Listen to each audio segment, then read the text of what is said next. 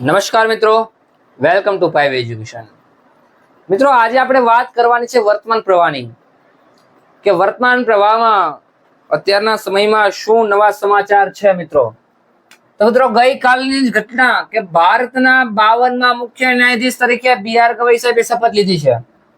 ગઈકાલની તાજેતરની ઘટના કે ભારતના 52માં મુખ્ય ન્યાયાધીશ તરીકે કોણે શપથ લીધી છે? તો કે BR ગવઈ સાહેબે. તો પ્રશ્ન થાય કે ભારતના જે મુખ્ય ન્યાયાધીશો એમને શપથ કોણ લેવડાવે? તો કે ભારતના રાષ્ટ્રપતિ. તો કે હાલના ભારતના રાષ્ટ્રપતિ કોણ છે? તો કે દ્રૌપદી મુર્મુ એમ. કે એમણે ભારતના 52 મુખ્ય ન્યાયાધીશ તરીકે BR ગવઈ સાહેબને શપથ લેવડાવી છે. જો 52માં મુખ્ય ન્યાયાધીશ તરીકે BR ગવઈ સાહેબ હોય તો 51માં એટલે કે કોના રિટાયરમેન્ટ પછી એમને શપથ લીધી હશે? તો કે 51માં મુખ્ય ન્યાયાધીશ સંજીવ ખન્ના સાહેબની નિવૃત્તિ બાદ એમને શપથ લીધી છે BR ગવઈ સાહેબે. એટલે આ પણ એક મહત્વનો પ્રશ્ન બની ચૂકે છે આપણા માટે. કોની નિવૃત્તિ બાદ? તો કે સંજીવ ખન્ના સાહેબની નિવૃત્તિ બાદ. તો વળી બીજું એક મહત્વની બાબત છે કે BR ગવઈ સાહેબે પ્રથમ બૌદ્ધિસ્ટ અને બીજા દલિત મુખ્ય ન્યાયાધીશ તરીકે સેવા બજાવવાના છે. હવે પ્રથમ બૌદ્ધિસ્ટ અને બીજા દલિત. તો વળી પાછો પ્રશ્ન થાય, જો બીજા દલિત મુખ્ય ન્યાયાધીશ BR ગવઈ સાહેબ છે તો કે પ્રથમ દલિત મુખ્ય ન્યાયાધીશ કોણ હતા?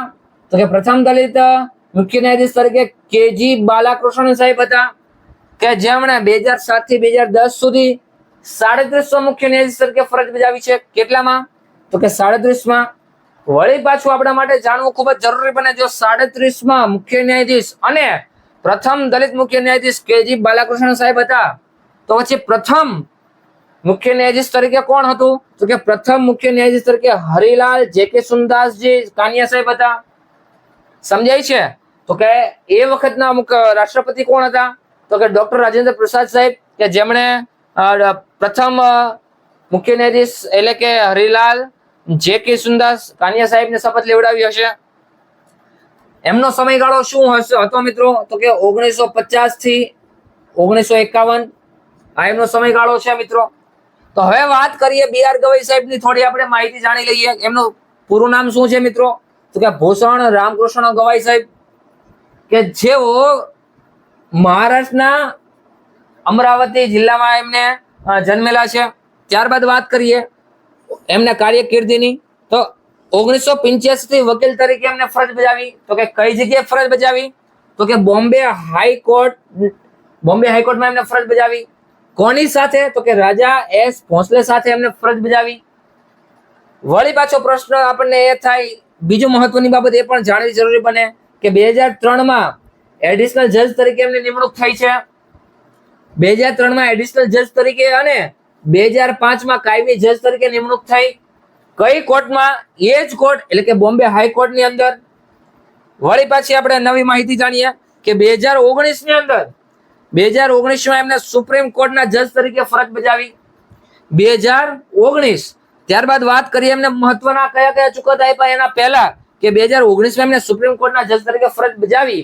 ત્યારબાદ ગઈકાલે જ એટલે કે 24 મે 2025 ના રોજ એમને ભારતના 52માં મુખ્ય ન્યાયાધીશ અને પ્રથમ બૌદ્ધિસ્ટ અને બીજા દલિત મુખ્ય ન્યાયાધીશ તરીકે એમને સેવા આપવાના છે.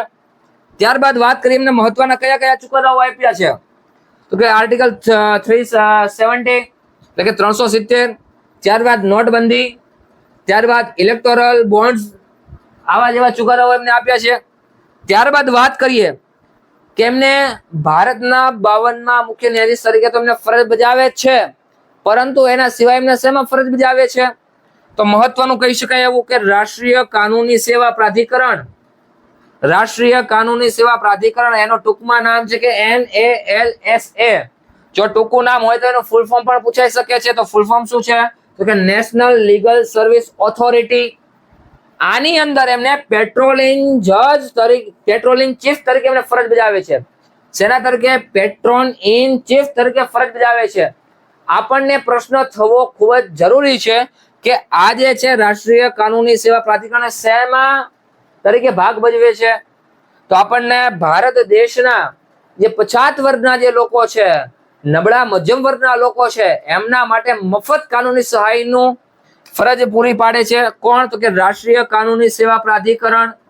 સમજાય છે મિત્રો? તો આપણા માટે અતિ મહત્વના સમાચાર કહી શકાય, અતિ મહત્વની જરૂરી જાણકારી કહી શકાય એવી કે બી.આર. ગવાઈ સાહેબ કે ભારતના 52માં મુખ્ય ન્યાયાધીશ અને પ્રથમ બૌદ્ધિસ્ટ અને બીજા દલિત મુખ્ય ન્યાયાધીશ તરીકે એમને ફરજ બજાવવાના છે.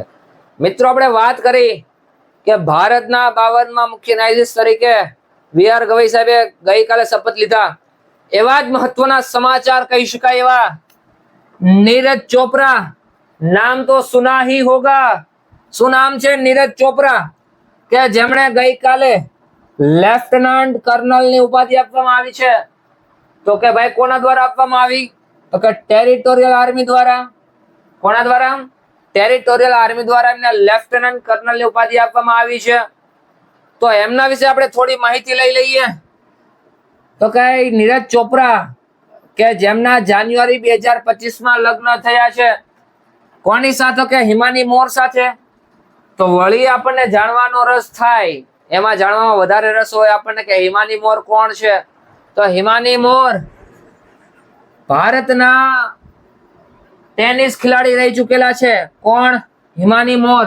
અને એના કોચ પણ રહી ચૂકેલા છે. એમના વિશે થોડી આપણે માહિતી જાણીએ. નીરજ ચોપરા વિશે આપણને સૌને ખબર છે, ભારતને ગૌરવ અપાવ્યું છે, ભારતનું શિર ઊંચું રખાવ્યું છે એવા નીરજ ચોપરા કઈ રમત સાથે સંકળાયેલા છે? તો કે ભાલા ફેંક અથવા તો જેવલિન થ્રો, બંને કહી શકાય. કઈ રમત સાથે? તો કે ભાલા ફેંક. એમને કેવી કેવી સિદ્ધિઓ હાંસિલ કરી છે? એમની મુખ્ય સિદ્ધિઓ કઈ કઈ છે? તો કે ઓલિમ્પિક, ટોક્યો ઓલિમ્પિક 2020માં જે યોજાણી હતી એમાં એમને 87.58 મીટર ભાલો ફેંકીને ગોલ્ડ મેડલ જીત્યો તો મિત્રો. બહુ જ મહત્વની બાબત કહેવાય. એ જ પ્રમાણે પેરિસ 2024 ઓલિમ્પિક જે હતી એમાં એમને 89.45 મીટર ભાલા ફેંકીને સિલ્વર મેડલ એમને પ્રાપ્ત કર્યો છે મિત્રો. અતિ મહત્વની બાબત કહેવાય, આપણા માટે બહુ સારી બાબત કહેવાય. તો પ્રશ્ન થાય, સિલ્વર મેડલ નીરજ ચોપરાએ જો જીત્યો તો ગોલ્ડ મેડલ કોણે જીત્યો તો? આપણા માટે જાણવું અતિ મહત્વનું કહેવાય કે આપણા પડોશી દેશ જ પાકિસ્તાનના ખેલાડી અરશદ નદીમ, આપણા પાડોશી જે દેશ છે પાકિસ્તાન, એમના ખેલાડી અરશદ નદીમે 92.97 મીટર ભાલો ફેંકીને ગોલ્ડ મેડલ જીત્યો હતો. ક્યારે? તો કે પેરિસ ઓલિમ્પિક જે હતી 2024માં યોજાણી હતી એમાં. વાત કરીએ બીજી એમની સિદ્ધિઓ, તો કે અર્જુન એવોર્ડ એમને પ્રાપ્ત કર્યો હતો. અર્જુન એવોર્ડ થી એમને નવાજિત કરવામાં આવ્યા છે. અર્જુન એવોર્ડ ક્યારે આપવામાં આવ્યો? તો કે 2018 ની અંદર. બીજી કઈ એમની સિદ્ધિ છે? બીજો કયો પુરસ્કાર આપવામાં આવ્યો છે? તો કે 2022 ની અંદર પદ્મશ્રી એવોર્ડ આપવામાં આવ્યો છે. બીજી કઈ સિદ્ધિઓ છે? તો કે સૌથી મોટા ડાયમંડ લીગ દળનું એમને નેતૃત્વ કરી રહ્યા છે મિત્રો, કે જે દોહા ખાતે યોજાનાર છે એમાં પ્રતિનિધિત્વ કરશે એમને. બીજી કઈ સિદ્ધિઓ છે? તો કે એશિયન ગેમ્સ 2018 અને 2022માં એમને ગોલ્ડ મેડલ જીત્યો છે મિત્રો. ખૂબ જ મહત્વની બાબત છે. એશિયન ગેમ્સ 2018 અને 2022 બંનેમાં એમને ગોલ્ડ મેડલ જીત્યો છે. ત્યારબાદ કોમનવેલ્થ 2018માં પણ એમને ગોલ્ડ મેડલ જીત્યો છે. લાગે છે એમને ગોલ્ડ મેડલ સાથે બહુ જ લગાવ લાગે છે. શું કેવું તમારું? કોમેન્ટમાં મને જરૂરથી કહેજો. કારણ કે વિચાર તો કરો, એશિયન ગેમ્સ 2018-2022માં પણ ગોલ્ડ મેડલ, કોમનવેલ્થ 2018માં પણ ગોલ્ડ મેડલ, એ પ્રમાણે આપણે અહીંયા વાત કરી ટોક્યો ઓલિમ્પિકમાં પણ એમને ગોલ્ડ મેડલ. નક્કી સોના સાથે લગાવ વધારે છે. કઈ વાંધો નહીં. ડાયમંડ લીગ 2022માં એમને જીતનાર પ્રથમ ભારતીય, શેમાં? ડાયમંડ લીગ 2022 એમાં એમને જીતનાર પ્રથમ ભારતીય પણ રહી ચૂકેલા છે મિત્રો. તો આવી અવનવી માહિતી એમના વિશે ઘણી બધી આપણે જાણતા પણ હોઈએ, ના પણ જાણતા હોઈએ, તો અહીંયા ઘણી બધી માહિતી મેં આપને સમજાવી છે. ખાસ ધ્યાનથી આપ જોઈ લેજો. અને હજી પણ ઘણી બધી માહિતી આપણને મળી શકે એમ છે, પરંતુ પરીક્ષામાં પૂછાય એવા પ્રશ્નોમાંની માહિતીઓ અહીંયા ઘણી બધી છે. આપ ધ્યાનથી જોઈ લેજો, ધ્યાનથી ફરીવાર પણ આપ જોઈ લેજો. આવી જ માહિતીઓ સાથે ફરીવાર આપણે મળશું.